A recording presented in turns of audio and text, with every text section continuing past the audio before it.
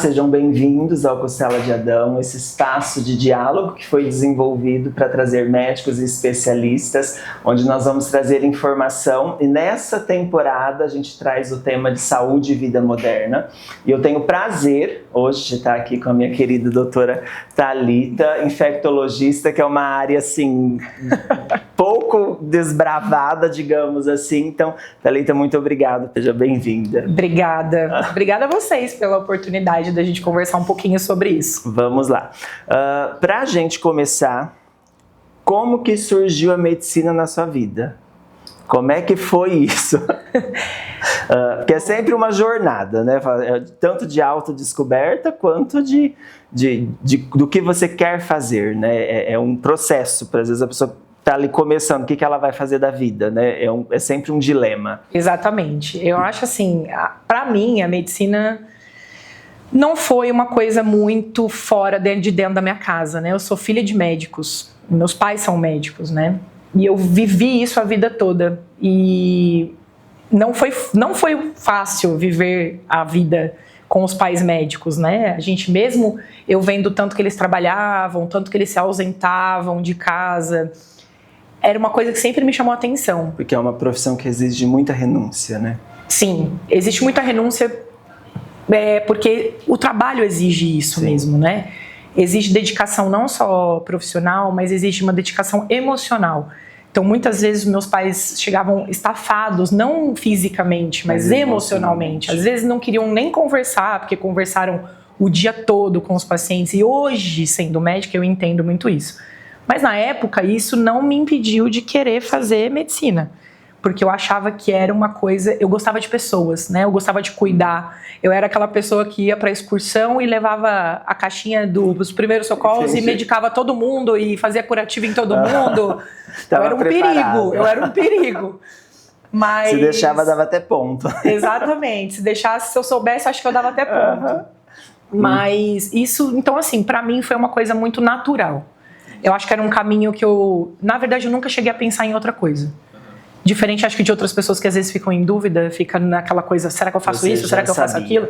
Eu já sabia, né? Mas realmente isso não acontece com todo mundo. Então eu acho que quem tem um interesse, uma vontade, uma curiosidade, acho que tem que saber um pouquinho dessa realidade, né? Dessa renúncia na vida. Sim, porque não vai ser tão simples, né? Não vai. Só que até isso que eu queria perguntar, porque a gente normalmente entra-se na faculdade de medicina e depois você precisa escolher a sua área. Sim. E aí, da onde surge a infectologia nisso? Porque é uma área um tanto quanto pouco explorada e difundida, né? Nós vemos poucos infectologistas, né? Sim. Assim, a infectologia foi uma coisa que surgiu, engraçado que surgiu muito pro fim da faculdade mesmo. Eu passei a faculdade toda com o pensamento de fazer cirurgia geral. Porque eu era a pessoa de querer costurar os outros, né? Mas no final da faculdade eu comecei a entender que talvez eu não quisesse aquela vida para mim. Porque realmente a vida do cirurgião, ela é uma vida que exige muito, no sentido de você tem que muitas vezes chegar muito cedo, porque a sua vida profissional é dentro do centro cirúrgico, né? E você tem hora para entrar e não tem hora para sair. Você não sabe quanto tempo vai demorar ali, né? Exatamente. E aí eu comecei a entender que talvez não fosse esse mundo que eu quisesse pra mim. Talvez eu queria mais um contato com a pessoa mesmo. Porque o cirurgião, né, ele tá com a pessoa anestesiada ali, ele não tem esse contato mais humano, direto, né, mais direto. E eu queria isso pra mim, né? E eu não achava nenhuma área clínica que me chamasse a atenção. Só que o meu pai, médico, clínico geral... Ele, na época dele, não tinham médicos infectologistas, como ainda é muito difícil, né? E o HIV era uma doença muito prevalente. E era uma doença que vinha e, na época, matava as pessoas. E o meu pai foi estudar isso, trabalhar com isso, lá nos anos 90. Né? Então ele treinou, ele trabalhou 19 anos atendendo as pessoas que vivem com HIV em Votuporanga. Entendi. E então era uma coisa que eu tinha muito próximo. Dali. E aí, quando eu fui na faculdade fazer um estágio de infectologia, que minha faculdade tinha tinha um consórcio com o Emílio Ribas, em São Paulo, que é o hospital de referência de infectologia. E aí eu fiquei um mês no Emílio Ribas e isso, assim... Eu entrei naquele hospital e falei, é isso que eu quero fazer pra minha vida. É isso aqui, agora, é isso agora aqui que eu quero fazer pra minha vida. E aí eu me encontrei. Eu me encontrei com a especialidade e me encontrei também com o tipo de paciente. Com a história dos pacientes. Além de consultório, você também é professora universitária para outros futuros médicos, né? Sou. Calma, a gente vai chegar. Tem outras coisas além disso, que eu sei que ela não faz só isso. Mas, por exemplo, você enquanto professora, digamos ali, deles, como que você orienta nessa escolha tão decisiva, né, para eles, diária? Como que é esse dilema ali deles? Eu tento fazer com que eles enxerguem, com que eles não tenham muita pressa em tentar resolver a especialidade no sentido, por exemplo, né, hoje infectologia é uma especialidade de acesso direto, você não precisa fazer uma outra especialidade antes. E muitas vezes eles têm uma noção muito, muito rasa das especialidades. Então eu sempre falo para eles, façam alguma coisa geral primeiro, uma clínica geral, uma cirurgia geral, uma pediatria geral, né, que muitas vezes é pré-requisito para outras especialidades, para depois você escolher a sua subespecialidade. Não é uma perda de tempo, é sempre um ganho para eles. É um processo de aprendizado, de autodescoberta. Porque eles já escolhem o que eles querem fazer para o resto da vida muito novos. Sim. Né? Então, passa pelo período da faculdade, eles se formam com quanto? 24? 25 por aí, 24, anos? 25. No máximo. Algumas exceções nesse meio do caminho, mas eu acho que eles têm que vivenciar mesmo e entender o que eles querem para o resto da vida deles.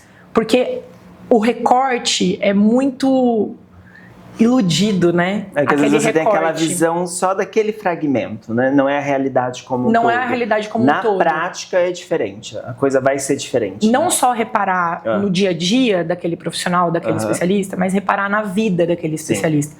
Porque afeta. O quanto ele se dedica, o quanto ele trabalha, a carga horária, o tanto que ele é remunerado, o tanto que isso gera de remuneração para ele, porque também não vai valer a pena você trabalhar e isso não ser reconhecido financeiramente. Que é um desafio que nós temos. Todas as profissões. Todas as profissões, e eu falo que a comunicação, né, eu pelo menos uso dela, digamos assim, para transformar realidades. Eu gosto de usar muito isso, porque a comunicação ela nos dá ferramentas de como a gente pode realmente ajudar, porque às vezes encontra profissionais excelentes, só que estão presos num ciclo, eu falo numa situação ali, que às vezes a pessoa ela não vê que através de coisas simples a gente consegue mudar aquela realidade, né? Mas voltando aqui para o nosso tema, eu quero falar sobre a infectologia. Sim. Porque ela não é muito difundida, né? Poucas pessoas sabem dessa especialidade, e porque além do consultório, além de ser professora, você trabalha em outros lugares, né? E é responsável por um tanto de outras coisas que eu queria que você comentasse, que você é responsável, e esclarecesse um pouco para a gente sobre o que é a infectologia, o que ela de fato atende, né? Porque às vezes há um mistério sobre isso, né? A infectologia, assim, ela é um outro dimensionamento mesmo, ela é um outro mundo, né? Então, hoje, a gente tem vários segmentos dentro da própria infectologia. Então, a gente tem um segmento, por exemplo, dos profissionais que são infectologistas e que trabalham só com o controle de infecção hospitalar. Então, hoje, todo hospital, todo serviço de saúde, todo mini hospital, hospitais de apoio, hospital dia, toda clínica que faz procedimento invasivo, por exemplo. Ela precisa ter um médico infectologista responsável. Exatamente. Ela precisa ter alguma noção, algum direcionamento, alguma diretriz de um médico infectologista. Por quê? Porque a gente cuida dessa parte. A gente cuida dos processos de esterilização, de desinfecção, do cuidado com infecções pós-procedimento. A gente faz todo o procedimento para evitar qualquer tipo de infecção. Isso no sentido de âmbitos hospitalares. Hospitalares e até, às vezes, fora do hospital. Então, por exemplo, às vezes a gente tem pequenos procedimentos em pequenas clínicas, que às vezes o paciente evolui com uma infecção secundária àquele procedimento. Isso é algum processo que está acontecendo ali de forma que está fora do esquadro, fora do fluxo, ali. Alguma falha, que a gente consegue orientar. Né? Que a gente consegue dar um parecer, dar uma orientação para a pessoa. Então, tem esse tipo de profissional dentro da infectologia que fica só com essa parte mais administrativa, mais de controle, de análises de índices, de taxas. De rotinas, diretrizes, normas, essas como coisas. Que vai funcionar. Isso. E tem a parte... E isso gera uma dedicação absurda do profissional. Sim. Pode parecer que não, mas a gente tem que ficar ali em cima, né? Que não pode sair da linha, né? A linha exatamente, é essa. Exatamente. Entendi. E a gente tem uma equipe, né, por trás disso. A gente sempre trabalha com os enfermeiros. Os enfermeiros são essenciais pra gente nesse ponto. Eles são educadores constantes, Sim. né? E a gente tem outro segmento, por exemplo, que são os infectologistas que cuidam, por exemplo, das vacinas. Então, tem aquele segmento de infectologista que entende muito de imunologia, vacina, efeitos pós-vacinais, vigilâncias de vacinas e tudo mais. Tem um segmento que vai para uma outra área.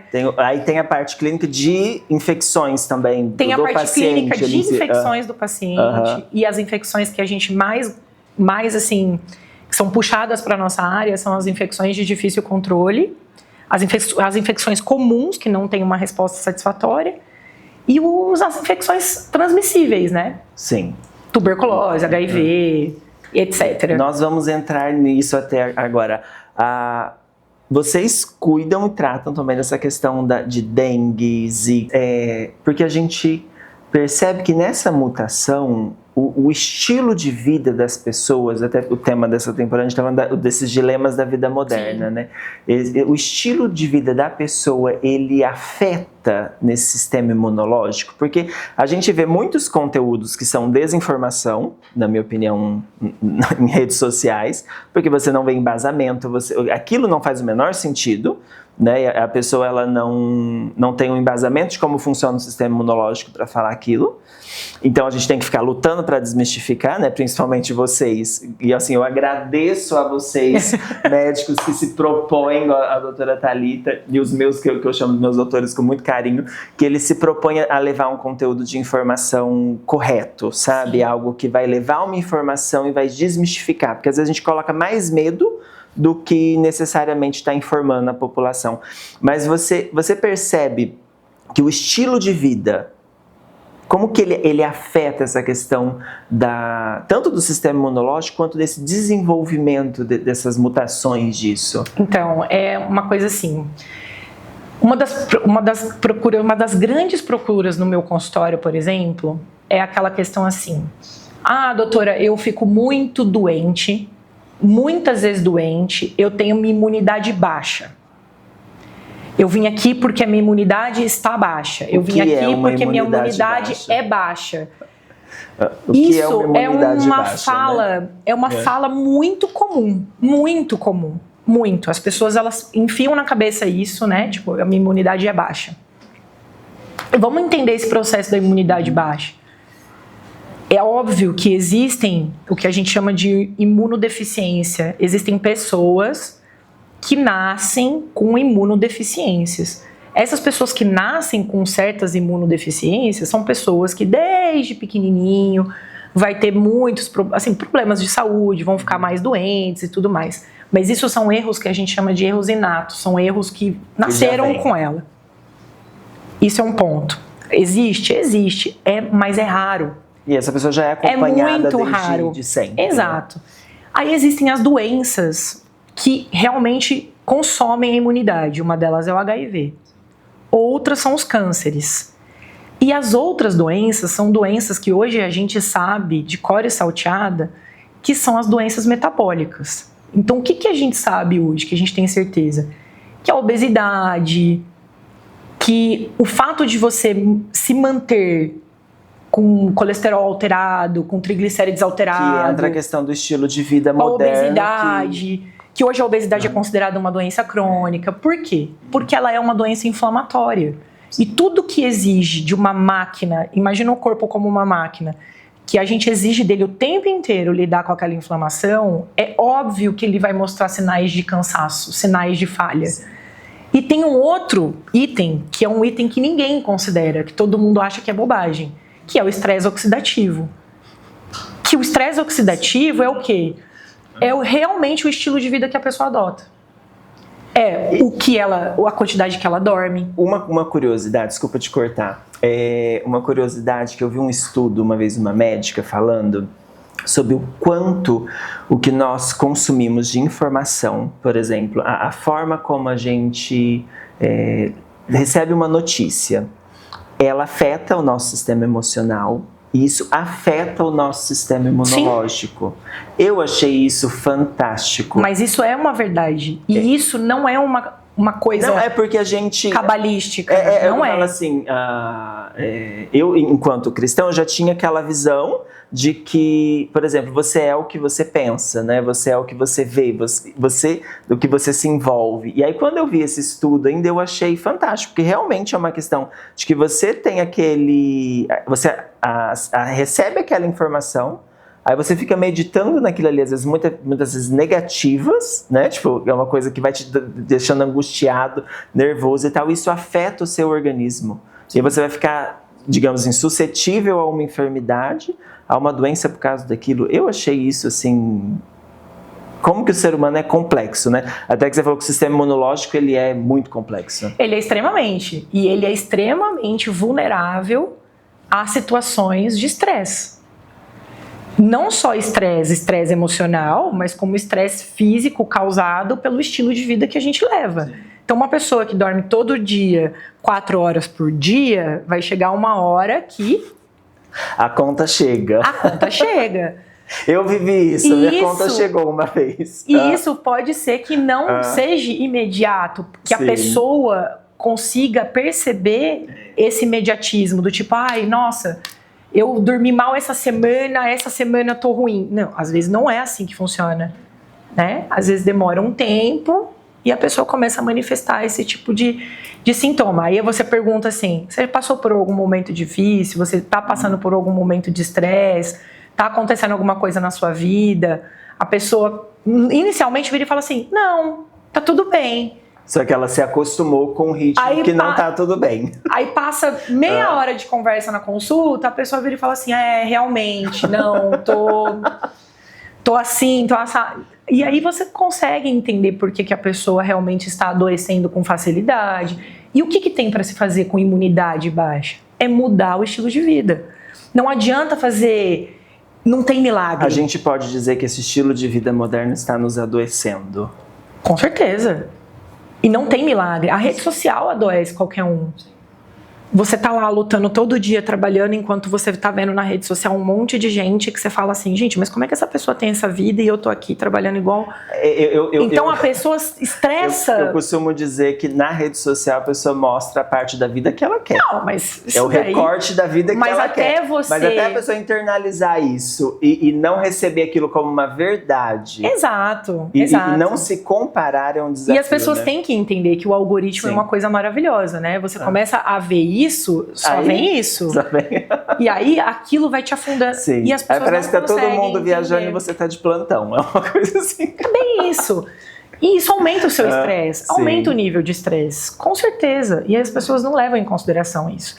Mas não tem o que fazer em relação a essa questão da imunidade baixa se a pessoa não internalizar que ela tem que melhorar a qualidade de vida. Tá. Atividade física, comer bem, dormir bem. Isso muda completamente a qualidade do sistema imunológico. Tem uma questão assim que eu quero que você esclareça pra gente, principalmente pro público final. Então, porque existe uma diferença entre gripe, virose e resfriado?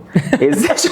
Porque é uma coisa assim, porque as pessoas, a gente ouve muito isso, às vezes alguns conteúdos, algumas pessoas falando, mas é porque tratou uma virose como um resfriado, tratou uma gripe como não sei o quê. E isso explica pra gente essa loucura, entendeu? Então vamos lá, isso daí realmente é uma loucura, né? Eu acho assim, As pessoas têm que entender o que é cada... Vamos colocar as coisas dentro das caixinhas. Então, vamos lá. Gripe. O que é gripe? Gripe é uma infecção por vírus da via aérea superior.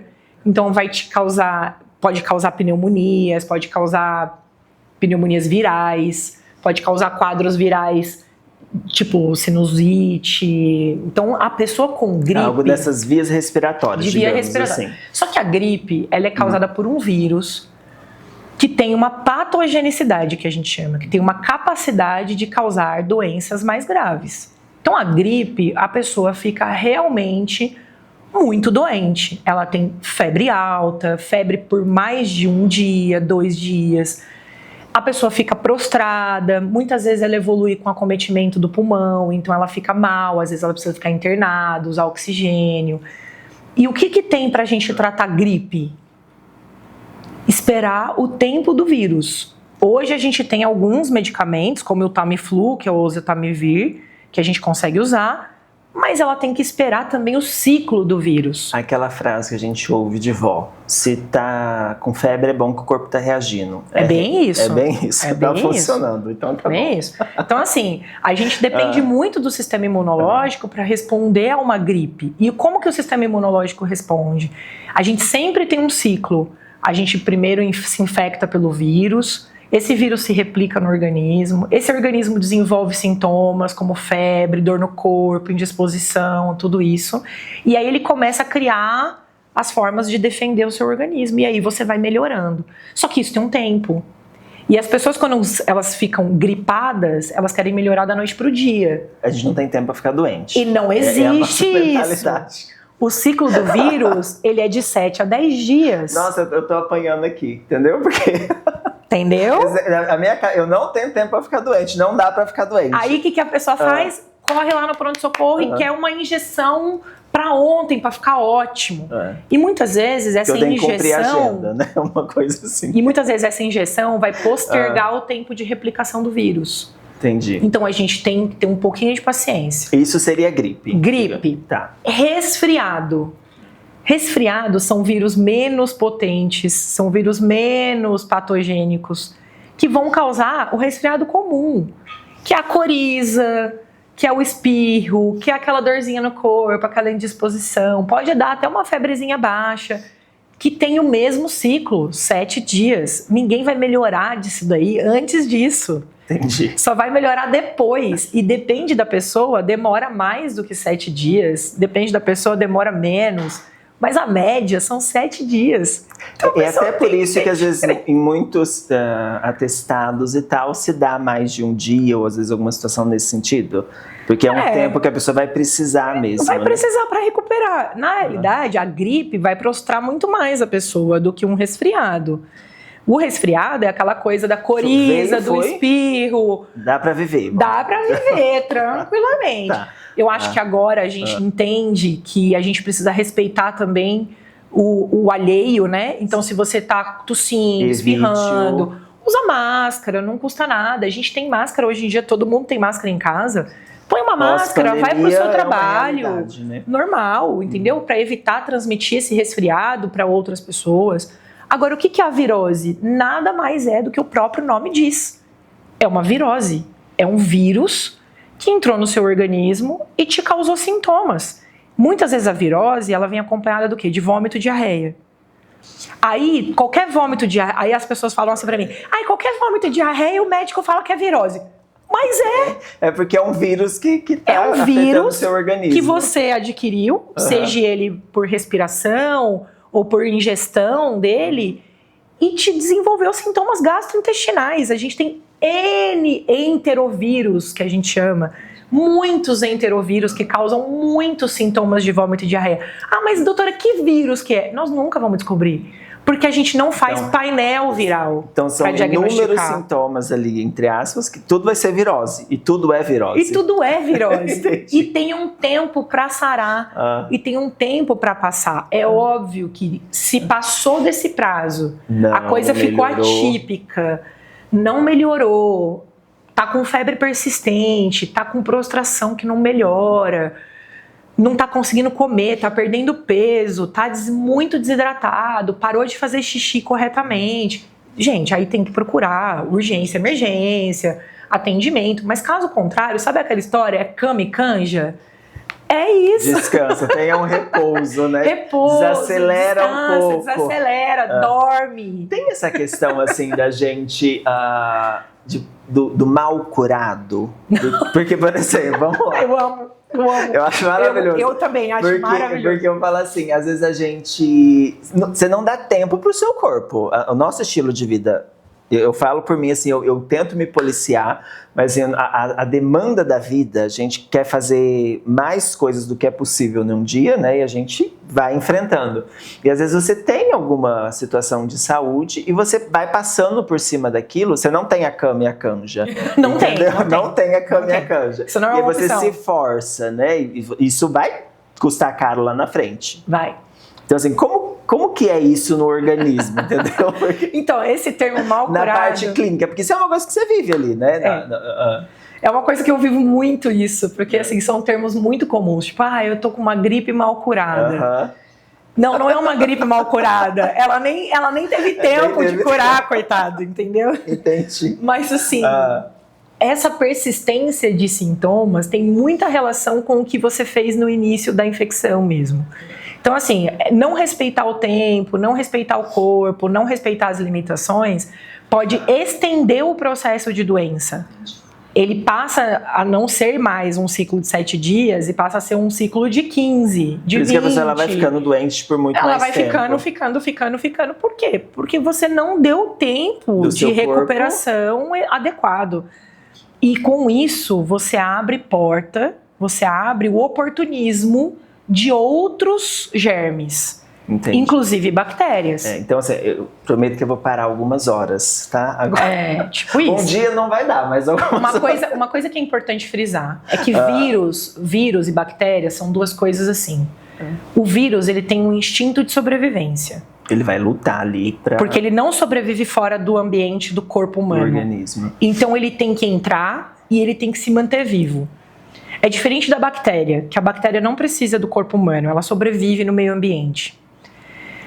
Quando o vírus está lá dentro e ele está tentando sobreviver a todo custo, ele desgasta o sistema imunológico, porque ele fica brincando de esconde-esconde ali dentro.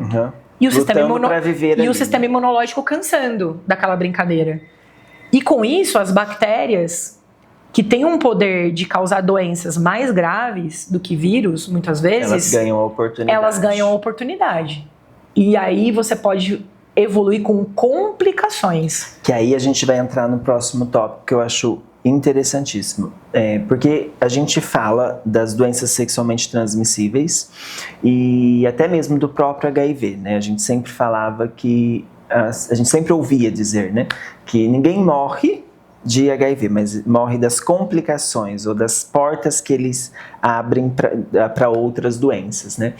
Falando propriamente dessa questão de doenças sexualmente transmissíveis hoje, a gente percebe que o sexo ele foi se tornando um pouco mais comum, digamos assim, aquele tabu que existia sobre falar e sobre a disseminação de conteúdos tanto sexuais ou até da própria prática, ela foi mudando. Hoje, na vida moderna, a gente vê pela rede social, até pelos aplicativos que facilitam esse desenvolvimento de relações mais pontuais, né?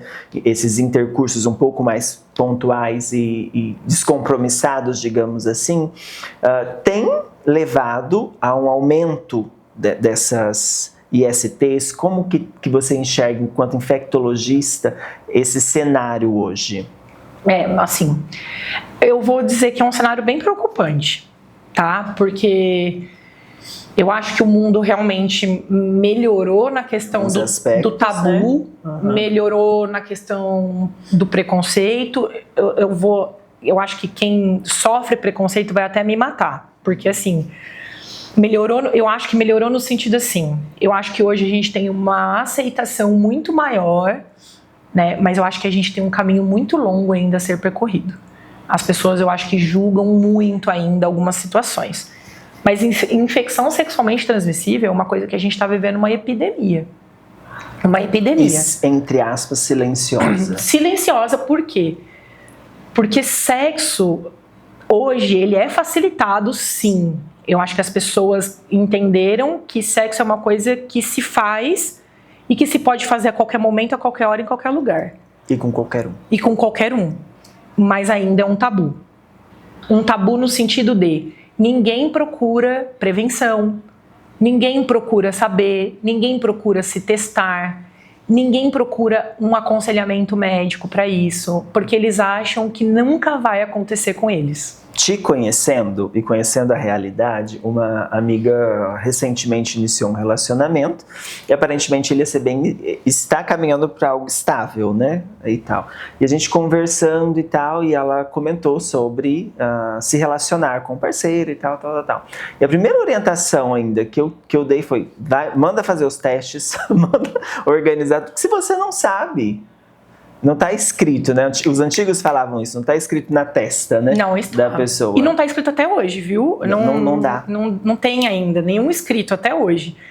E as pessoas precisam começar a entender que as doenças sexualmente transmissíveis, todas as infecções sexualmente transmissíveis, elas vieram de uma cultura de marginalidade. Então, assim, quem que tem infecção sexualmente transmissível? É o profissional do sexo. Quem que tem? O usuário de droga, o presidiário, o paciente, isso não é a pessoa promíscua, a pessoa que transa com Deus e o mundo e mais uma pessoa. Não, comigo isso não acontece. Você tem relação sexual na sua vida? Se você tem, que seja com o seu marido. Você corre risco. Porque hoje em dia as pessoas esquecem de alguns detalhes. Existem as traições, né? Existem as outras parcerias, existem as experiências. Porque hoje em dia as pessoas têm essas experiências mesmo, de serem bissexuais. Tem uma visão um pouco diferente sobre isso hoje, né? Tem uma visão completamente diferente. Então eu acho que as pessoas precisam começar a entender que se prevenir não é crime. Se prevenir não é vergonha. É aquele clichê, mas é uma questão, é um ato de amor próprio, você se respeitar. Exatamente. Você não está desrespeitando o outro, você está respeitando você, a sua saúde, quando você decide se prevenir ou né, se cuidar. E hoje a gente tem tantas formas de prevenção. O HIV realmente não é uma doença que mata mais? Até isso eu ia falar. Como que está essa questão do HIV? Porque a gente tem acesso a muitos médicos e situações e a gente acaba sabendo dessa situação, quanto que isso está crescendo de forma silenciosa, sendo que tem formas de prevenir, e porque existem muitos tabus ainda sobre essa questão do HIV. Porque hoje as pessoas elas conseguem viver normalmente. Conseguem? Elas seguem uma vida normal. E o mais engraçado assim, que as pessoas têm que entender é que o paciente que sabe que ele tem HIV, que ele trata, que ele toma remédio, que ele controla o vírus, ele não transmite HIV para as outras pessoas. Então não é com esse paciente que a gente tem que se preocupar. Ele não é uma fonte de transmissão. Pelo contrário, ele é uma pessoa... É o que eles falam do indetectável, Isso, né? Ele é indetectável. Então ele é uma pessoa que vive com o vírus. Mas não está Mas ele não transmite, ele não manifesta doença oportunista, nada disso. Porque ele toma a medicação dele, porque ele está sob tratamento. Agora, e quem nunca se testou? E quem não sabe que tem? Porque pode demorar vários anos, às vezes, para se manifestar. De 10 a 15 anos, para você começar a ter algum sintoma de doença oportunista. E quantas pessoas não foram infectadas? Em 10 a 15 anos, quantas pessoas você não infecta? Exatamente. Por exemplo, vou citar um exemplo básico, né? Mês passado não, junho e julho, na minha região de saúde, a gente teve 20 diagnósticos novos de HIV. 20. A gente é uma região de saúde pequena. Sim. E de todas as faixas etárias. Todas. E de todos os status sociais. E de todos os status sociais. Tipo assim, seja casado, solteiro, de todas as situações. Então, eu atendo a população que vive com HIV tanto na rede pública quanto na rede privada. Então, eu tenho meu consultório particular, atendo no ambulatório e teve paciente nos dois âmbitos. de diferentes classes sociais, de diferentes profissões, de diferentes cuidados. Teve paciente que namora há 8 anos e descobriu que tem HIV. Por quê? Porque o parceiro tem HIV, mas o parceiro não tá com a pessoa há 8 anos. Às vezes nem sabia. Tá há 8 anos, mas ele também não sabia que ele tinha. E ele pegou antes. Há muito tempo atrás. E só descobriu por quê? Porque o parceiro ficou doente. Ficou doente, uma doença esquisita. E aí foi pesquisar. Aí foi pesquisar, positivo para HIV. É a importância da prevenção e dos cuidados. Então né? é isso que você falou da sua amiga, né? Começou um relacionamento, é a pessoa, nossa, o homem da vida, vai casar, vai noivar, é o homem da vida. Tá bom, mas ele tem um passado. Todo mundo tem um passado. Puxa a capivara, puxa o histórico e faz os exames. Coloca no acordo lá, ó. Mas todo mundo tem que saber esse histórico, né? Quem nunca se testou na vida tem que testar. Me explica sobre essa questão do PrEP, por exemplo, né? E isso vem para ajudar isso também? Como que é? Isso é maravilhoso. As pessoas têm que ter noção que hoje a gente tem uma medicação que, se usar corretamente, impede a aquisição do HIV nas relações sexuais. Bloqueia a transmissão do HIV. Em 86%. Tudo bem, não é 100%? Não é 100%. Mas 86% já é muita coisa. E agora a gente já tem no mercado privado, mas se Deus quiser, logo, logo a gente vai ter no SUS, uma injeção, que você faz a injeção a cada 2 meses na pessoa, para ela não pegar HIV.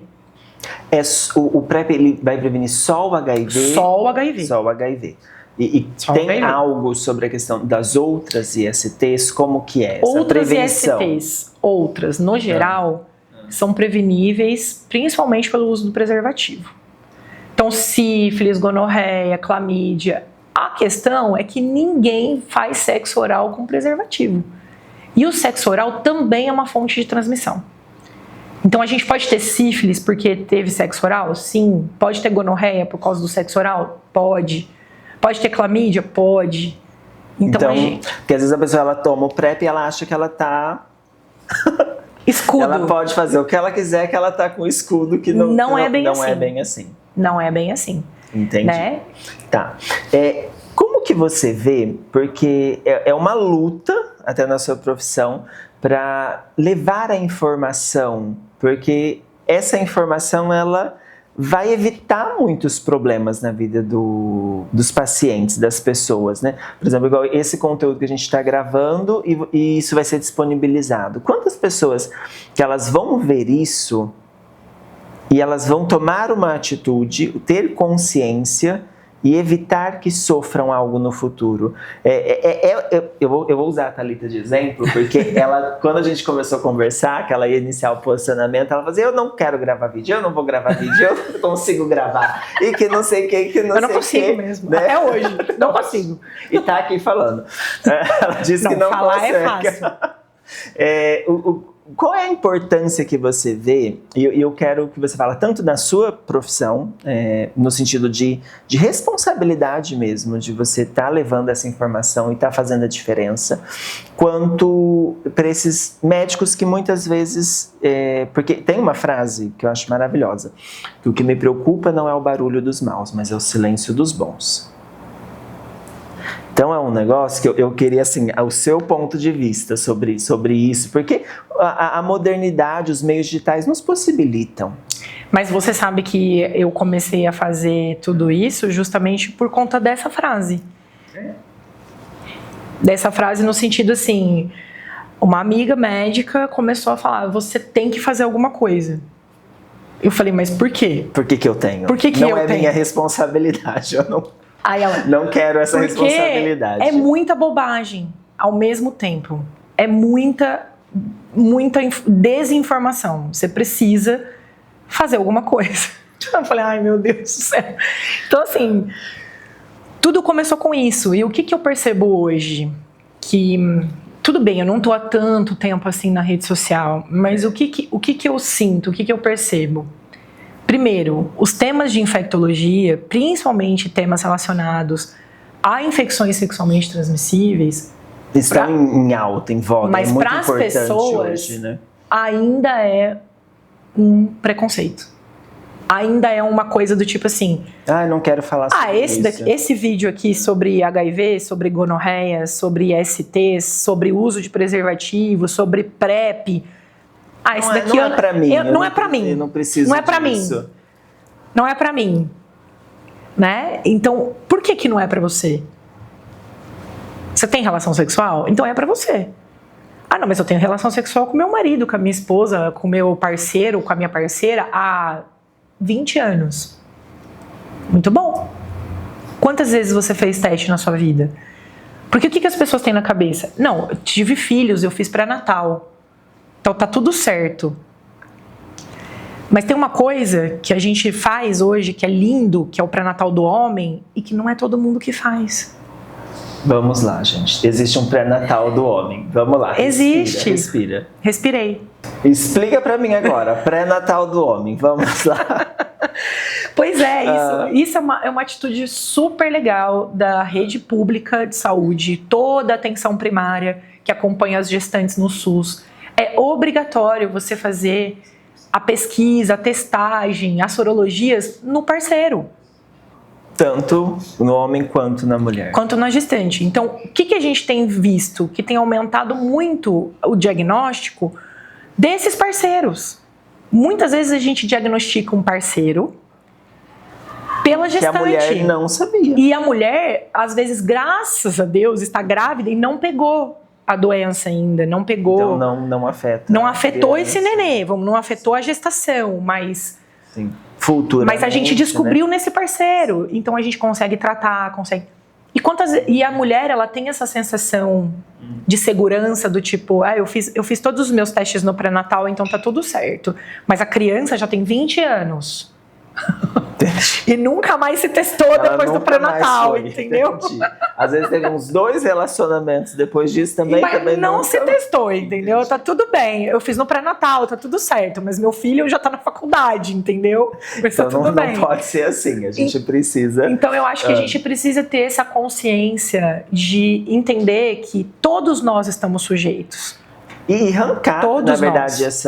esse tabu, esse olhar... de que, não é pra mim, eu não tenho que fazer o exame, eu não tenho que verificar. Não, é a tua saúde, é você precisa saber, né? Você precisa... Como assim não é pra cuidar, você, né? Onde que você se coloca nessa posição de onipotência, que nada vai acontecer, eu acredito, né? Que é muito por conta dessa visão que você até trouxe, que antes a gente acreditava-se, tinha essa visão de que só os marginalizados tinham essas situações, né? Lidavam com essas enfermidades.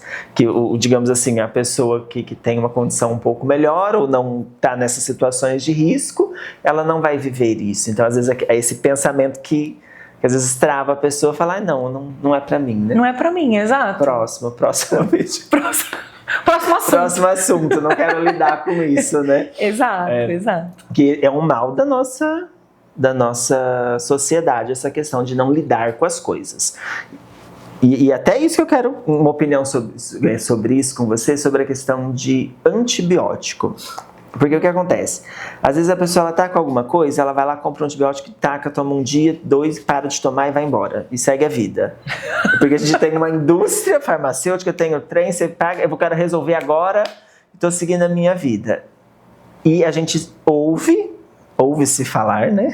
Essa questão de que isso não é algo aconselhável, nem bom para a nossa saúde, que vai custar caro também. Como que é essa questão do uso indiscriminado de antibiótico e como isso afeta a gente? Porque isso é uma realidade que o mundo vive hoje. Sim, vou fazer o advogado do diabo agora, hein? Vamos lá. Vou fazer. Tá. Existem as 2 esferas de culpa, tá? Existe a esfera da culpa do profissional, que tem insegurança, desconhecimento e muitas vezes usa o antibiótico como forma de tentar solucionar o problema do paciente. Então, o paciente chegou lá pela primeira vez no pronto-socorro com uma queixa, muitas vezes é um resfriado, muitas vezes é uma gripe, muitas vezes é uma virose. Antibiótico trata bactéria, não trata vírus. Então, muitas vezes, o profissional prefere, tipo, prescreve um antibiótico, tchau, vai embora, né? Em 7 dias a pessoa melhorou com o antibiótico, esse antibiótico foi maravilhoso. Não, ela foi já só ia o ciclo do 7 vírus. dias. Exatamente.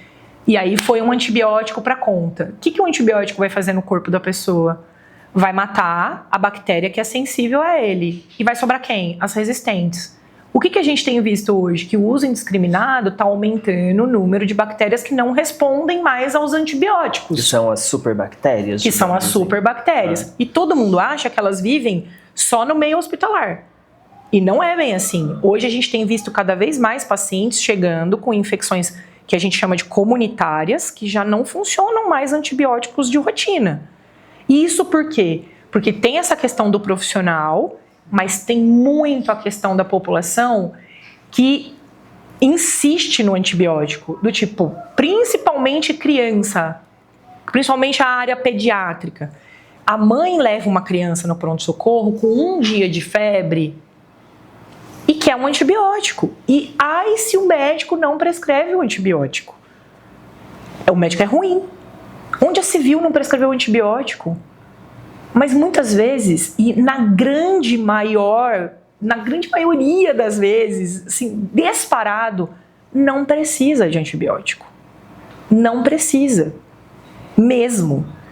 Então eu acho que existe muito essa descrença da população em relação à conduta. A insistência de querer um antibiótico achando que isso vai ser a salvação da lavoura. Que tem que ter. Né? Que tem que ter. Onde já se viu não ter um antibiótico, né?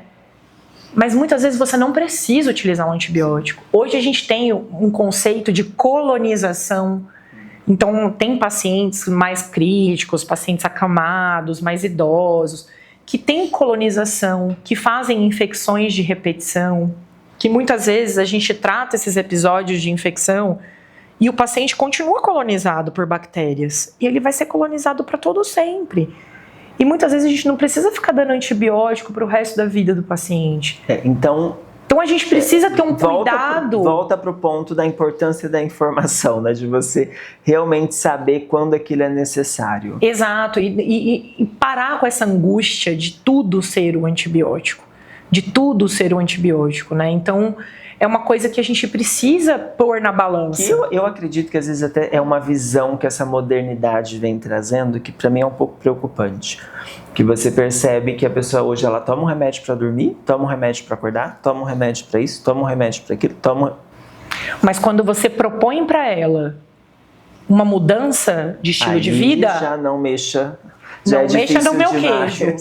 Entendeu? Aí já é muito difícil. Então eu entendo que a saúde mental das pessoas está muito ruim.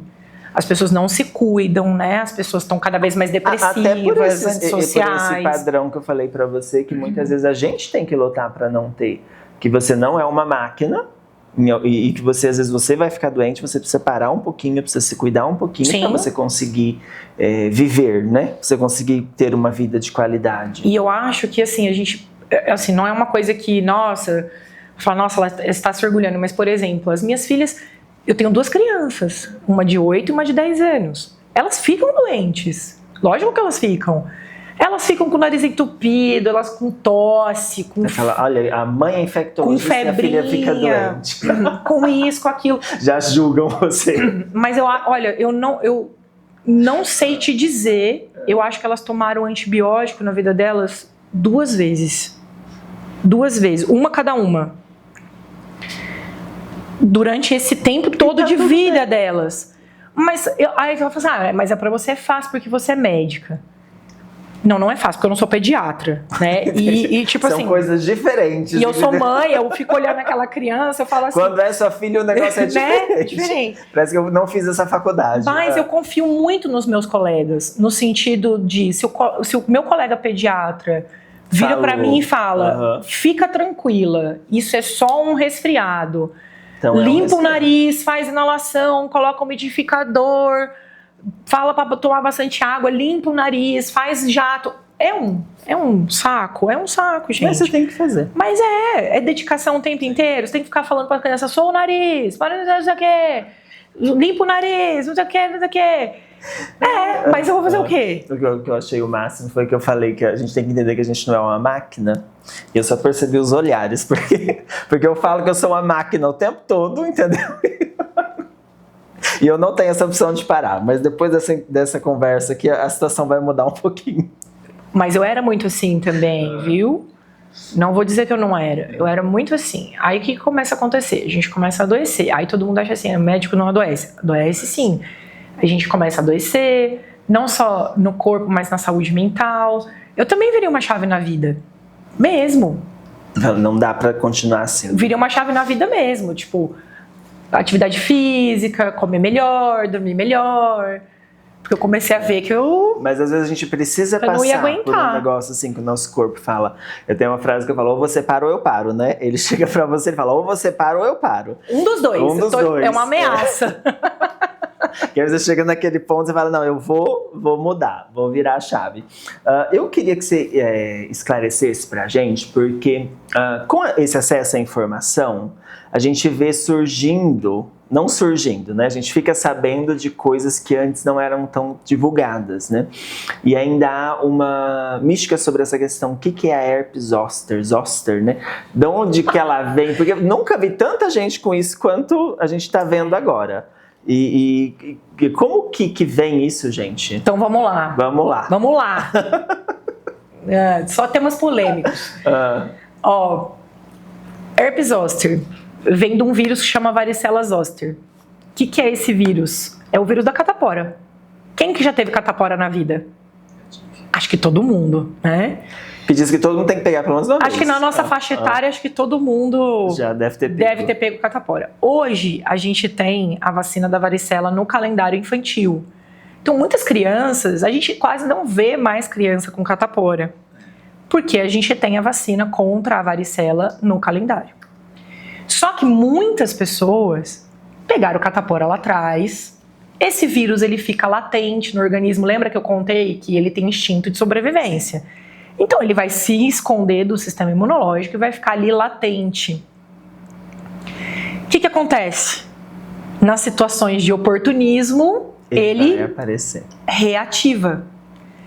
E quais situações de oportunismo a gente está falando aqui? Situações de doença mesmo, clínica.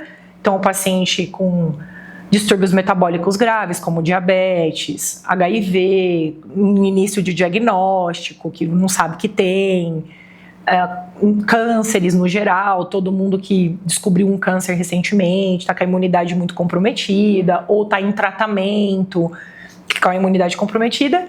Esses 3 itens são os mais raros, e aí vem a questão do estresse oxidativo. O estresse, voltamos para o estilo de vida. Pessoa que tem um estresse constante vai reativar vírus. Vai reativar vírus. E a gente recentemente, isso está mais do que comprovado, a gente passou por uma pandemia de Covid, onde o coronavírus é um vírus que tira o varicela zoster da latência. Então, todo mundo que teve Covid teve um risco de desenvolver herpes zoster. Por isso que a gente teve um aumento drástico de varicela zoster, aí, de herpes zoster, em um monte de gente, seja idoso, novo, jovem, eu ia falar velho. Sobre esse assunto depois, mas vamos voltar. Vocês foram os guerreiros, eu falo nessa Covid, né? Os infectologistas. Eu não sei nem te dizer se eu fui guerreira, eu só fui só uma sobrevivente. Uma sobrevivente. Como que foi isso pra vocês? Terrível. Lógico, fiz tudo que estava dentro do meu alcance para cuidar de quem a gente conseguiu cuidar, de tratar quem a gente conseguiu tratar dentro das possibilidades na época e tudo mais, mas eu acho que o mais difícil de tudo mesmo, foi viver a desinformação. Esse foi o caos, né? O grande caos foi esse. O grande caos, na realidade, foi esse. Porque, assim, a gente tinha o caos, sim, da parte técnica, né? Falta de recurso. Né? Porque foi ao mesmo tempo no mundo todo, né? Então, não era uma coisa que a gente conseguia recurso fácil, medicação fácil, ventilador mecânico fácil, E ninguém a gente conseguia viu fácil. quanto o sistema não estava preparado para algo nesse sentido. E não era um sistema brasileiro, não, era mundial. um mundo que não estava preparado para uma coisa dessa, né? E as pessoas, tipo, uma desinformação contínua de tudo, e aí pessoas negando a pandemia, negando a existência do vírus, achando que isso era uma teoria do caos. É porque a gente viveu uma crise, né, que foi tanto no sentido no sistema da saúde, quanto também nessa polarização da informação, onde infelizmente a gente viu isso, pessoas se aproveitando desse momento para benefícios, digamos assim, próprios. Muitos, né? E aí foi um negócio terrível, né? Onde o povo pereceu muito por essa desinformação, porque um falava uma coisa, o outro falava outra coisa, e vocês estavam lá sofrendo e tendo que lidar com a situação, né? Então, assim, enquanto todo mundo estava brigando, quebrando pau, fora, né, do ambiente de cuidado, de saúde, vamos dizer assim, nós lá dentro, a gente estava literalmente, entre aspas, não alheio, mas assim, a gente estava tentando bloquear aquilo ali, porque a gente estava vivendo uma outra realidade, né? Então, muitas vezes a gente chegou a criticar pessoas no sentido assim, para você é muito fácil falar, você está aqui dentro, vem aqui então, vem trabalhar, vem viver a realidade, vem viver né? isso aqui, depois a gente conversa sobre esse assunto, porque tinha coisas que não faziam parte da nossa realidade. Podem falar assim, eu não tô aqui nem para discutir vacina de Covid, nada disso, porque assim, uma coisa foi fato, quando a vacina surgiu e que as pessoas começaram a ser vacinadas, a gente viu a pandemia se desfazendo, literalmente. Foi uma coisa nítida, só quem estava ali dentro que percebeu a diferença da coisa, porque os primeiros foram vacinados foram os idosos. Sim. Os idosos desapareceram de dentro do hospital. Desapareceram. E aí começou a vir os pacientes mais jovens. 50 a mais. Uhum. Aí esse pessoal foi vacinado, eles desapareceram. Aí começou a vir o pessoal mais jovem, os 30 a mais. Você falava, gente, libera logo essa vacina para todo mundo. E aí foi resolvendo. Porque aí a gente foi vendo que aquilo foi se dissipando. Mas isso foram 2 anos. Sim. Foram 2 anos, pareceram 20, né? Pareceram 10. Foram 2 anos que pareceram 40, né? Foi uma coisa, uma loucura. Em todos os aspectos, pareceram 40, no caos quanto na evolução também, né? E a gente sabe existe um mundo pós isso. E o coronavírus, ele não é um vírus desconhecido no sentido de não estudado. De não estudado. Ele já era estudado em outras categorias, só que ele sofreu uma mutação que foi o que causou a pandemia. E a gente tem histórias e histórias do mundo, históricos do mundo, baseados em mutações virais que causaram grandes pandemias. A gripe espanhola matou metade da Europa e foi uma mutação viral. Então é uma coisa que as pessoas não... A gente ainda está vendo as consequências disso. O herpes zoster é uma delas. Que a gente sabe que o vírus tira o herpes zoster da latência. Mas a gente também sabe que o coronavírus é um vírus que é mais trombogênico. Aí todo mundo, não é a vacina. Não, gente, é o próprio vírus. E dependendo da resposta imunológica da pessoa mediante o vírus, ela vai manifestar complicações. Foi algo terrível. Sobrevivemos. Mas graças a Deus... Sobrevivemos. Foi. Próximo, Menos né? um, né? Misericórdia. Menos um. Antes da gente ir para os finalmente, eu queria que você pontuasse para a gente sobre a questão das hepatites. Porque ainda causa-se muita desinformação também, né? Porque assim, tem A, tem B, tem C, como é que é isso, né? Porque às vezes é muita desinformação. É sexualmente, como é que pega, como é que vai? Hoje, as 3 a gente pode considerar sexualmente transmissível. As 3, tanto a B, a C e a A. A A, por que sexualmente transmissível? Na verdade, a transmissão dela é fecal-oral. Então a gente tem que ingerir coisas contaminadas, né?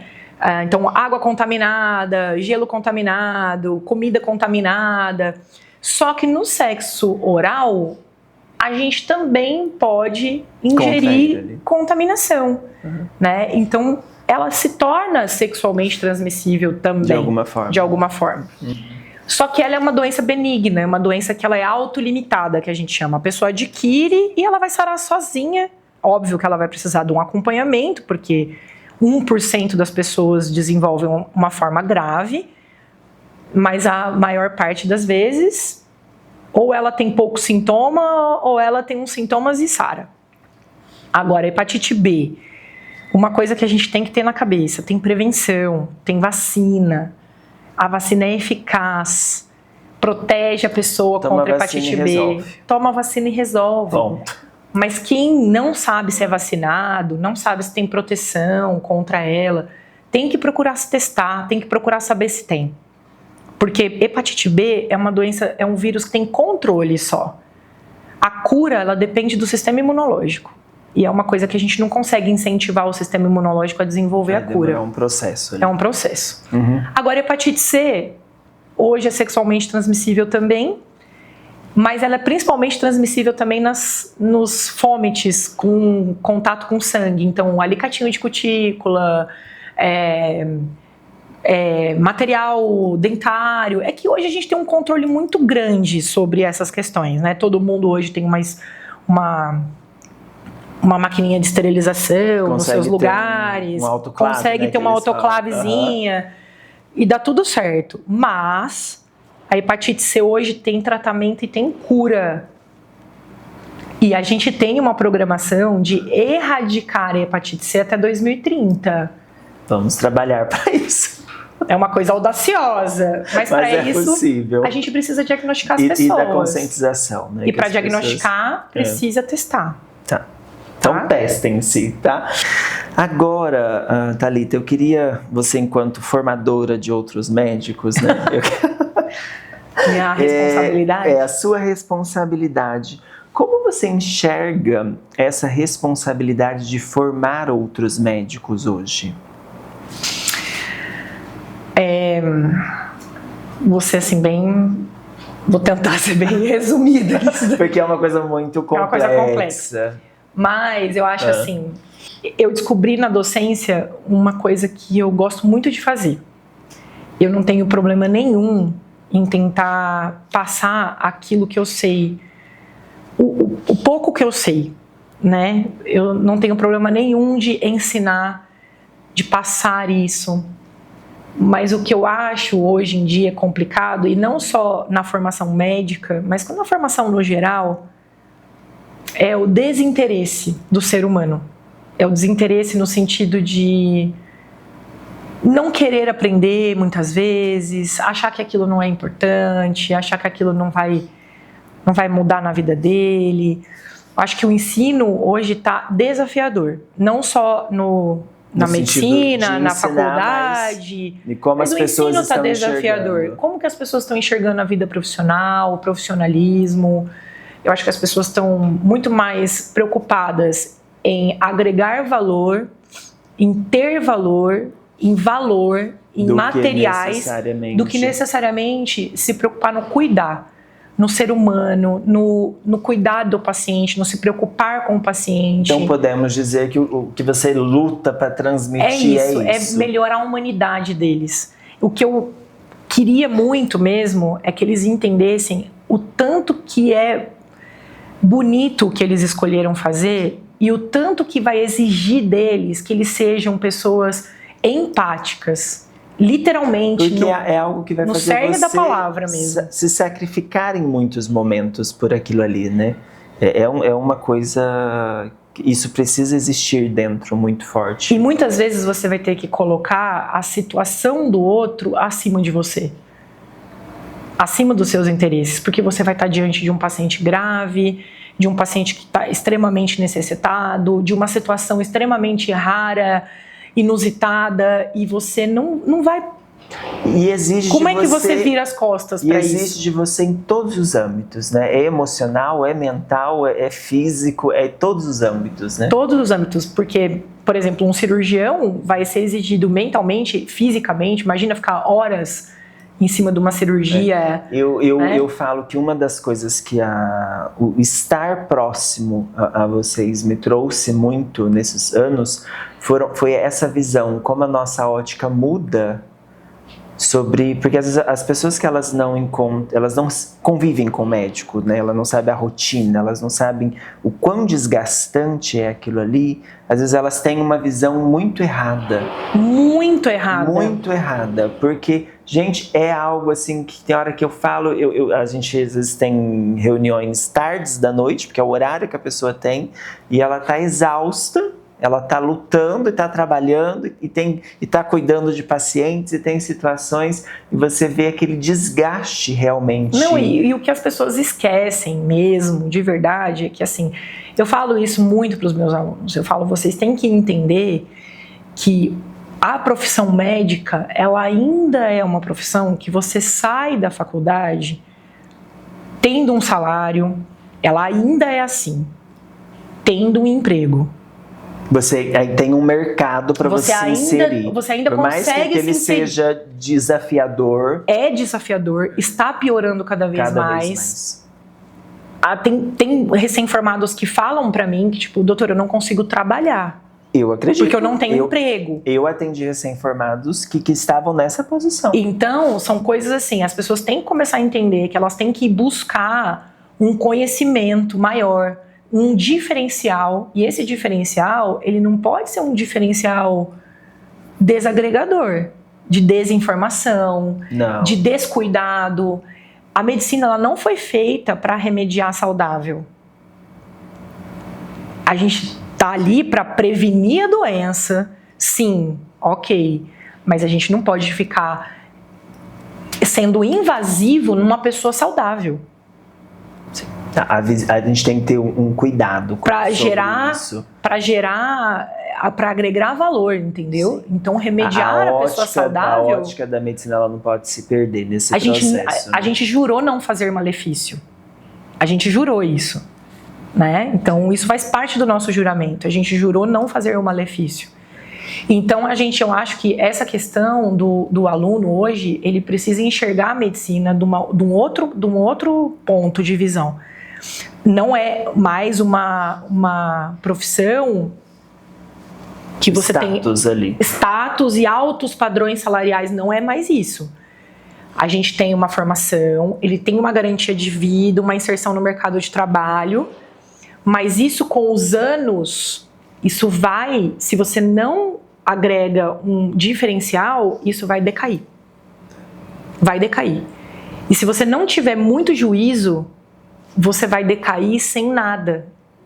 É uma luta que eu falo, quando a gente entra no processo de assessoria, às vezes a gente...